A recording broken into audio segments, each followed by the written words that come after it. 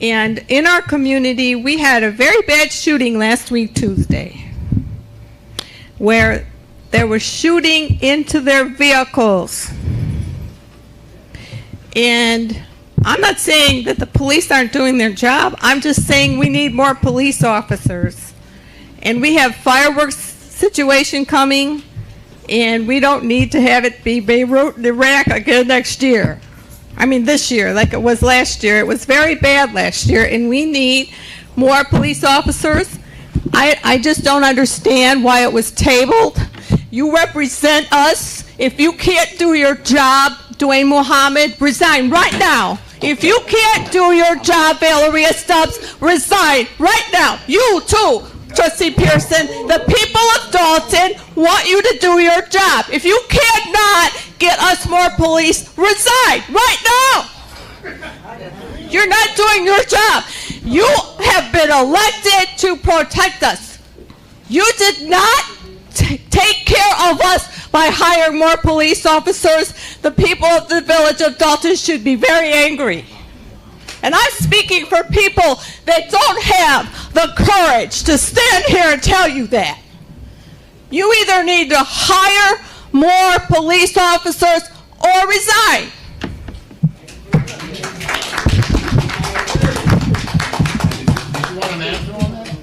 I don't want an answer from you. I want you to do your job. Well, what I want to say to you, I'm not going to be out of order. I don't care what you say. Don't have money. So anybody can stand up and talk about hiring police, but you got to pay for them. And this village took Chicago water money for 20 years and spent it. And now we don't have that anymore. This village is going to court tomorrow where we have to try to work something out with the city of Chicago. You cannot play with that money anymore. So anybody that stands up and says, we can hire police, this budget don't have money in it for police. I want more police. This board wants more police. But we can't spend what we don't have. That's we not, were told by, yes it is, Mayor, and you know it's not true. By this attorney, it's not that true. We could run out of money before year's end. It is. We have to redo the budget. And we tabled it so that we could see after the budget if we're going to have enough money to hire one or two. But right now we have to look at the whole budget simply because we cannot do what prior administrations did. This board didn't do that. We weren't the ones taking money from the Chicago Water Fund spending it, but that's how they did it every year. That's how it was done every year. Actually, whatever you want to do, just take it out of Chicago's money.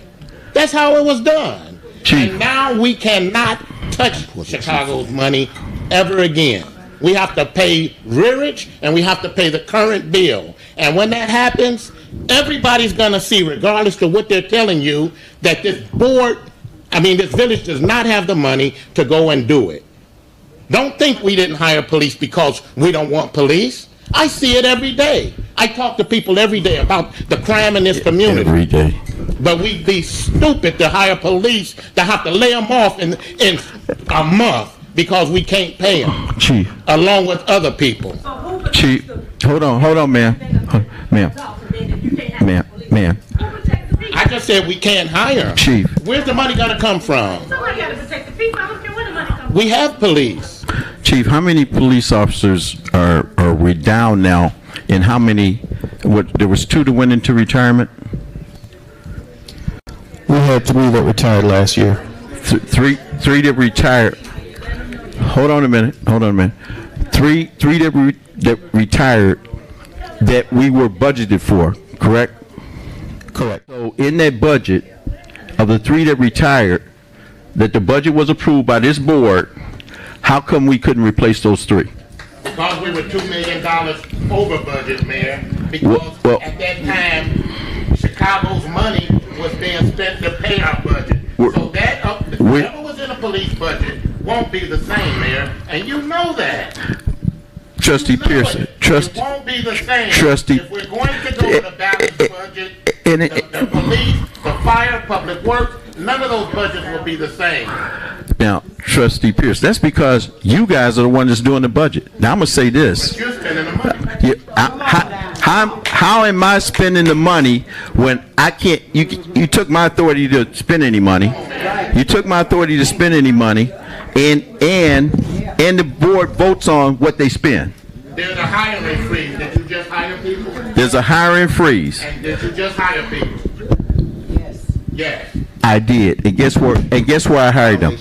And guess where I hired the water department so we can get this crap straight. And you still want to give me heat on it. I ain't giving you heat. And if you would have hired, if you spending money that the village don't have. If you would have hired those people last August when I asked you, we wouldn't have had this backlash in the water department. But you voted against it. But you tell me we didn't have the money. But you spent $80,000 on that house that was underwater, Trustee Muhammad, on that house that was underwater over there, and you didn't say a word about that.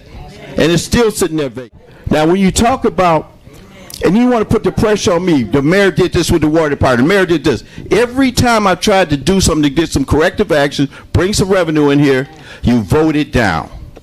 And they can't do it anymore, and you know it. And that's fine. Why did fool the residents? I'm not trying to fool the residents. It's reality. The fund. It's reality. You're talking about laying off people right now. We can take that one that's watching you, that one police officer watching you, and we can put them on the street. You say you had a death threat, and Pete Zano that he was watching you, that he was directly under you. So maybe if we can take that one, at least we'll have one more that can go on the street. I've got numerous death threats, and I would be justified. And you could ask this chief, I'd be justified in having police security. But you know what I'm under opinion? If somebody gonna get you, they gonna get you. They get presidents with hundreds of men of security. So I leave it up to the man upstairs. He gonna protect me, he's gonna protect me. He gonna take me, he gonna take me. I don't care how many police officers are around me. But City Hall has always had a police officer. Neighbors about it? Any dialogue with them? You don't talk to the neighbors or whatever, at least I don't.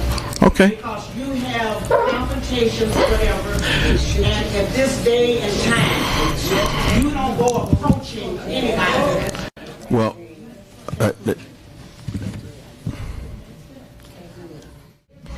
good. Okay, good afternoon, residents and trustee board and mayor. Okay, I'm confused here. Is Invest in Dolton and BP Capital the same thing, or are they different entities? The gentleman just stated that there are two different entities, two separate. So is he in charge of both of them, or no? So okay, who did we pay the $30,000 to? We paid it to the attorney Bass. Okay. For Invest in Dolton. We've talked about this for the 6 houses that we are able to raffle off, hopefully real soon, next month. So who has the 6 houses? We have the 6 houses? Yes, we have 4 of those titles. We're waiting on 2 more, and then we could have a raffle. So all that money is coming to Dolton? It's, what money? You said we got 6 houses. We have 4 houses. We got 4 houses. We have 4 houses with Invest in Dolton, okay? Right now, we're waiting on 2 other houses, so we'll have a total of 6. That was the $30,000. That's Invest in Dolton. I'll give you a flyer so you can come to our event on the 14th. And that's going to cost $40,000. They invest in Dolton, the 6 houses, $40,000. BP Capital have its own money to rehab the houses. So BP Capital working with Invest in Dolton? Is that what's going on, or how did they even? I just explained it to you. Thank you. Ooh. You know what? That was totally uncalled for, because see, I'm trying to get an understanding. Yes, ma'am. We put you in there, and we will tell you. You know what? That's right. That was totally uncalled for. That was totally. I have never disrespected. I'm sorry. You know what? You don't you know what, people? This is citizens address. We need to. You know what? We need to take our village over. Enough is enough. Enough is enough. We need to get our own board. We need to have our voices heard without people getting ignorant with us and trying to belittle us and belittle our. You know what? This is what you do at every board meeting. This is citizen. This and you is ask me a question and I answer it. And you're supposed to answer my question. And you are supposed to answer my question until I understand. There's no such thing as a stupid question. I'm done with you. Thank you. Excuse me. We paid to put you in that position. You know, you and I hold on. We had a conversation. It's really up to you to listen to the residents, regardless of how right or wrong they may be. You don't have a right to speak to them in that tone of manner. What tone are you talking about? We're talking about you. What tone are you talking about? What tone are you? In order to get respect, you must respect. So I give you all the same respect. Okay? That's what you say. I say different. I say different. Whatever God have for me, I still will work. That's it. Order right now. We have another speaker, Mr. Creighton. I always bring God in my life. Agenda is the status of Club 1. Trustee Muhammad. Thank you, sir. Now, go ahead. I asked for the status of Club 1, and Attorney Murphy responded, and I'd like to read into the record, which is in the record, but for the public, what the response is. Before I read that, I just want to make sure I'm not in any violation of any confidences, Attorney Murphy, by reading this into the record. No, that was written in anticipation of public display. Okay, thank you. Attorney Murphy responded on June 18th concerning Club 1, and we have questions concerning these 2 points that the attorney answered in response to what is the status of Club 1. And for those who don't remember, Club 1 is the nightclub that's next door to the village that was ran illegally by individuals who did not have a liquor license, by the name of Larry Jackson and others, affiliated with a gang on the west side called the Vice Lords. This is the response from our attorney. And by the way, that was given permission to run that club by our liquor commissioner, who is the mayor, who works also in that capacity. These are the 2 responses, and we have questions on both. Here is the status update on this matter. The 2017-18 license year has expired, and there were no efforts by anybody to renew the license for the premises or apply for a new license for the premises for 2018-19. Accordingly, I believe, this is Attorney Murphy, I believe the license revocation matter is moot for the simple reason that there is no license to revoke. Let me repeat that one again. I believe the license revocation matter is moot for the simple reason that there is no license to revoke. Number 2, there are 2 lawsuits pending, which are originally filed by shooting victims against the owners and managers of the premises. These plaintiffs have recently added the village of Dolton as defendant. We have moved to dismiss these lawsuits based on legal immunities from suit. In part, we're relying on court precedent arising out of the E2 matter, where the courts found that the city of Chicago had no legal responsibility under similar. On February 17, 2003, E2 nightclub was jam-packed. Things got out of hand when security guards inside sprayed pepper spray to stop a fight. That's when people panicked and rushed to a narrow stairway leading to Michigan Avenue. Demetria Carwell was one of the 21 people who didn't make it. Having my grandmother was a blessing, but having my mom not around, it's like a lot of lost pieces without her. Less than a year before the tragedy, a Cook County judge ordered the second floor of the club to be closed down because of code violations. Prosecutors brought involuntary manslaughter charges against the club's 2 owners. My question is on number 1. We weren't concerned with the update status of licenses for 2018 and 19. Our concern was for 2017-18 when 5 people were shot in that club. with an illegally ran club. Police order. What longtime neighbor Allison Key now finds outside the building, now labeled Club 1, is the fear she no longer recognizes her own community. It's scary. It's scary. I mean, we're still raising young families here. Crime tape was raised past bar time. A shooting in and outside the club brought police to the business. The gun violence right across the street, mere steps from the Village Municipal Building. The club should be shut down. 5 Village trustees addressed the media. That is the same number of people they say were shot early this morning. Dwayne Muhammad says the mass gun violence started on the second floor where 2 men began arguing. One of the males went into the purse of his girlfriend and pulled out the weapon. How did a gun get in a club that doesn't allow guns? According to Chief Collins, I asked that same question, is that they do check individuals going in. Again, this question is, who was the license holder, not the owner of the building, but who is the license holder and managers of 2017-18 Club 1?